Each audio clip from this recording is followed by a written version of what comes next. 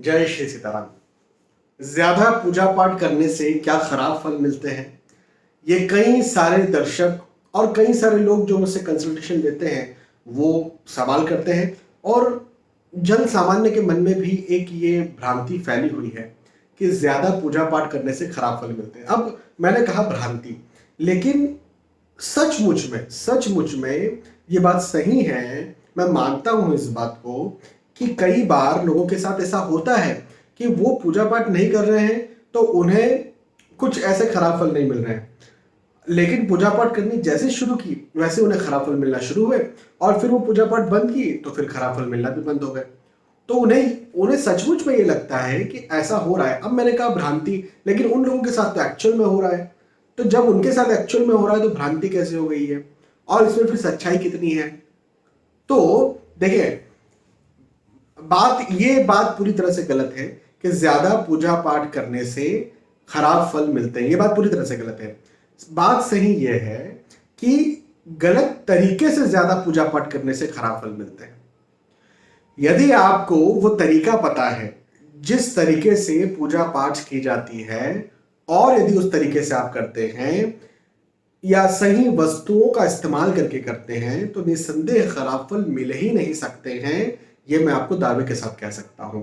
जैसे उदाहरण के तौर पर मैं बार बार ये कहते रहता हूं कि देखिए, सबसे आसान यदि कोई भगवान है जिनकी सेवा या पूजा की जा सकती है तो वह श्री महादेव जी। एक लोटा जल ही चढ़ा दिया तो महादेव जी प्रसन्न है, खुश है, और यही पूजा हो गई उनकी, है ना। ओम नमः शिवाय मंत्र का जाप कर लिया, एक लोटा जल चढ़ा लिया और सांब सदा शिव कह दिया, महादेव जी की कुछ भजन कर दिया, महादेव जी खुश हैं। कुछ नहीं करते, जल ही चढ़ा दीजिए, खत्म। लेकिन अब बात शुरू होती है, जल तो आपने चढ़ा दिया, लेकिन अब आप चढ़ा रहे हैं उनके ऊपर वो 10 रुपए वाला चंदन। अब बात रुपए की नहीं है, देखो बात रुपए की नहीं है, बात यह है कि 10 रुपए की एक इतनी बड़ी डिबिया होती है, उसमें चंदन पाउडर नाम से वो बेची जाती है। क्या आपको लगता है कि 10 रुपए में इतना सारा चंदन पाउडर आपको मिल जाएगा? नहीं मिलेगा। तो क्या चीज है वो? केमिकल है, फुल ऑन केमिकल है। 1% भी चंदन है क्या उसमें? बिल्कुल भी नहीं है। महक डाल दी गई होगी उसमें, फ्रेग्रेंस डाल दी गई होगी, लेकिन चंदन तो बिल्कुल भी नहीं है। अब वो जो है आप अपने माथे पर भी लगा रहे हो बिल्कुल भर भर के, और कई सारे तो जो कर्मकांडी विद्वान हैं वो भी अपने माथे पर लगा लेते हैं और महादेव जी पर भी चढ़ा रहे हैं। माथे पर लगा करके सरदर्दी होगा। भाई हम चंदन माथे पर क्यों लगाते हैं? सरदर्द जो हम चंदन का एक कार्य है वो ठंडा रखता है, शांत शीतल रखता है। तो जब उसे माथे पर पूरा लगाया जाता है तो ये शीतल होता है, ये शांत होता है। हाँ, सुकून मिलता है, शांति मिलती है, एंजाइटी से राहत मिलती है, उसकी जो सुगंध चलती रहती है उससे जो है मन प्रसन्न होते रहता है। तो मल्टीपल बेनिफिट्स हैं उसके, मेडिकली भी बहुत सारे बेनिफिट है। लेकिन केमिकल आप माथे पर लगा रहे हो तो उसकी सुगंध तो चल रही, फ्रेग्रेंस, लेकिन है तो आर्टिफिशियल फ्रेग्रेंस। वो क्या करेगा? दिक्कत ही तो पैदा करेगा। वो जो आपने माथे पर लगाया है, क्या वो केमिकल अंदर जब त्वचा के अंदर जाएगा, रिसेगा, तो क्या प्रॉब्लम्स तो क्रिएट करेगा ना। तो भाई इस प्रकार की जो स्थितियां चल रही हैं, तो हाँ, आप ज्यादा पूजा पाठ कर रहे हो, आप बहुत केमिकल्स लगा रहे हो, सब कर रहे हो, लेकिन आपको ऑब्वियसली खराब फल ही मिलेंगे, कोई अच्छे फल तो मिलेंगे नहीं। आप महादेव जी पर भी चढ़ा रहे हैं तो महादेव जी भी कोई खुश तो हो नहीं जाएंगे कि वाह बेटा वाह, मैं तो मन की भावनाओं को समझने वाला हूं तो कुछ भी लाके चढ़ाता हूं। ये कोई बात थोड़ी होती है। हमारा मन तो साफ है, हमारे मन में तो अच्छी भावनाएं हैं। अब ये बोल के कुछ भी चढ़ा देंगे क्या? तो फिर मन शांत रहे, अच्छी भावना रहे, और चप्पल पहन करके मंदिर के अंदर चले जाइए, भगवान से प्रेम रखिए और चप्पल पहन करके अंदर चले जाइए। ये कोई बात थोड़ी होती है कि मेरा मन तो साफ है ना, मैं तो परमात्मा से प्रेम करता हूं ना, मैं तो भगवान भोले बाबा से प्रेम करता हूं ना, मैं तो चप्पल पहन करके अंदर जाऊंगा। ये क्या बात हुई? भाई कुछ नियम है, कुछ तरीके हैं, वो तरीका अपनाइए ना, वो तरीका अपनाइए। यदि वो तरीका आप नहीं अपना सकते हैं तो जल चढ़ाना तो बहुत आसान सी बात है। तो एक इन जनरल मैंने एक बहुत छोटी सी बात यहां पर उठाई है कि भाई आप कोई कार्य कर रहे हैं तो सही तरीके से करें।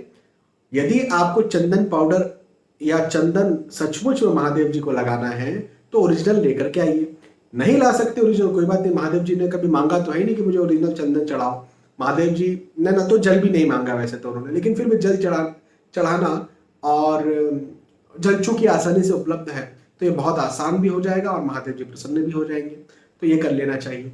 तो यहाँ पर बात सिर्फ श्री परमेश्वर महादेव जी की ही नहीं है, यहाँ पर दूसरे ग्रहों के बारे में भी बात है। जैसे आप कोई ग्रह का मंत्र कर रहे हैं, अब यदि आप कोई मंत्र कर रहे हैं, बीज मंत्र कर रहे हैं, तो उसका सही प्रोनाउंसिएशन बहुत जरूरी है। अब प्रोनाउंस आप गलत कर रहे हैं तो कैसे उसका सही आपको प्रतिफल देखने को मिलेगा? बिल्कुल भी नहीं मिल पाएगा। इसी प्रकार कोई देवी या देवता हैं तो उनके लिए आप गलत विधि से पूजा पाठ कर रहे हैं तो वो गलत हो जाएगा।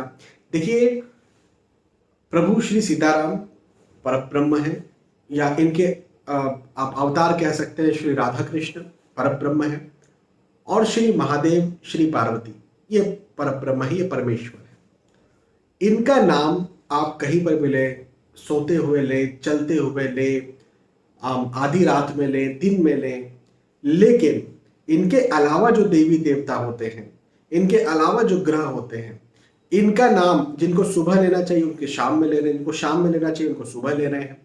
ये माला जो है, जैसे शनि महाराज की बात करते हैं तो शनिदेव की मंत्र की माला जो है वो शाम के समय रेगुलर बेसिस पर यदि कर रहे हैं तो शाम के समय करना चाहिए उपाय के तौर पर, आप सुबह के समय कर रहे हैं। राहु केतु को शाम में करना चाहिए, आप सुबह के समय कर रहे हैं। भैरव बाबा की जो साधना होती, तंत्र साधना, वो रात को की जानी चाहिए, सुबह के समय, दिन के समय कर रहे हैं, दोपहर के 12 बजे कर रहे हैं। अभी इसके विपरीत फल नहीं मिलेंगे तो क्या होगा? तो बात ये नहीं है कि आप क्या कर रहे हैं, बात ये है कि आप किस तरह से कर रहे हैं। यदि आप सही तरह से करेंगे तो आपको निस्संदेह अच्छे फल देखने को मिलेंगे, खराब फल देखने को बिल्कुल भी नहीं मिलेंगे।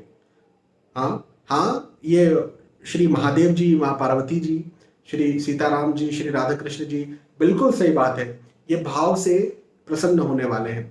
लेकिन मैं फिर रिक्वेस्ट करता हूं आप सबसे कि भाव से प्रसन्न होने वाले का मतलब ये नहीं है कि कुछ भी भाव जो है हम लगा करके कुछ भी कार्य फिर करेंगे। हाँ, मंदिरों में जो है फीमेल्स बिल्कुल शॉर्ट्स, छोटे छोटे शॉर्ट्स पहन करके चले जाएं, हाँ, और पुरुष भी छोटे छोटे शॉर्ट्स वगैरह पहन करके जैसे गोवा में घूमते हैं ऐसे मंदिरों में चले जाएं तो आपको अच्छा लगेगा। भाई भाव है, परमात्मा से प्रेम है तो कुछ भी, भाई घर में भी तो शॉर्ट्स पहन करके घूमते हैं ना, उसमें गलत क्या करते हैं? तो मंदिर में भी चले जाएंगे, उसमें क्या है?